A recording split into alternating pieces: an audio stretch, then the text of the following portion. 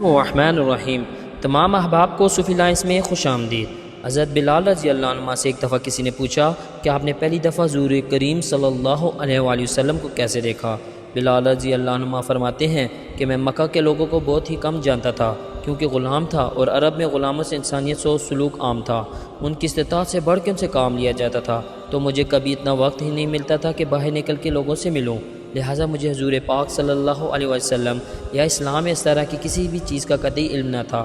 ایک دفعہ کیا ہوا کہ مجھے سخت بخار نے آ لیا، سخت جاڑے کا موسم تھا اور انتہائی ٹھنڈ اور بخار نے مجھے کمزور کر کے رکھ دیا، لہٰذا میں نے لحاف اوڑھا اور لیٹ گیا۔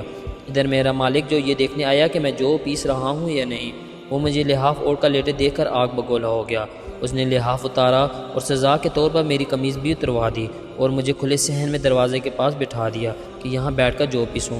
اب سخت سردی، اوپر سے بخار اور اتنی مشقت والا کام، میں روتا جاتا تھا اور جو پیستا جاتا تھا۔ کچھ ہی دیر میں دروازے پر دستک ہوئی، میں نے اندر آنے کی اجازت دی تو ایک نہایت پر نور چہرے والا شخص اندر داخل ہوا اور پوچھا کہ جوان کیوں روتے ہو؟ جواب میں نے کہا جاؤ اپنا کام کرو، تم اس سے کیا، میں جس وجہ سے بھی روؤں، یہاں پوچھنے والے بہت ہیں لیکن مدد کو کوئی نہیں آتا۔ حضور کریم صلی اللہ علیہ وسلم یہ جملے سن کر چل پڑے۔ جب چل پڑے تو بلال رضی اللہ عنہ نے کہا کہ بس میں نہ کہتا تھا کہ پوچھتے سب ہیں لیکن مدد کوئی نہیں کرتا۔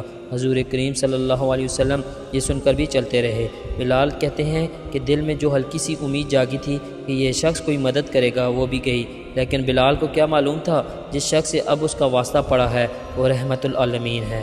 بلال کہتے ہیں کہ کچھ ہی دیر میں وہ شخص واپس آ گئے، ان کے ہاتھ میں گرم دودھ کا پیالہ اور دوسرے میں کھجوریں تھیں۔